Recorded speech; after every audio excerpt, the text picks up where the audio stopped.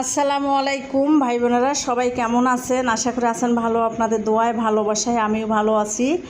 তো আজকে সকালে বাসা থেকে একটু বের হইলাম। এটা আমার বাসার গেটের সাথে দোকান, এখানে জাপানি বাজার এটা।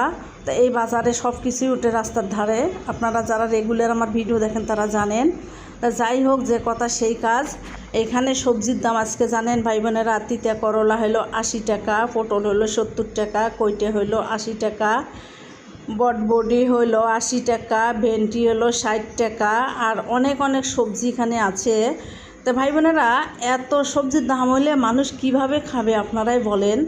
তো তাইও আবার পানি বলতেছে টপ টপ করিয়ে, মানে পানি দিয়ে তারা তরকারিগুলো বিক্রি করতেছে। এই চাচাও কম করি তরকারি নিলেও কাকরুল, কারণ বলতেছে এগুলো পানি দেওয়া তরকারি নষ্ট হয়ে যাবে, আমি এত তরকারি নেব না। তা উনি বেশি করে দেবে, এটা নিয়ে ওনার সাথে একটু তর্কাতর্কি হইলো।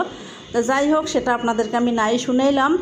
ভিডিওটা দেখতে থাকেন, অবশ্যই ভালো লাগবে। যদি ভালো লাগে একটা বোনের লাইক দিন, কমেন্ট করেন। ভাই বোনেরা অনেক কষ্ট করি ভিডিওটা বানাই, আপনাদের লাইকের আশা করি, আপনাদের কমেন্টের আশা করি।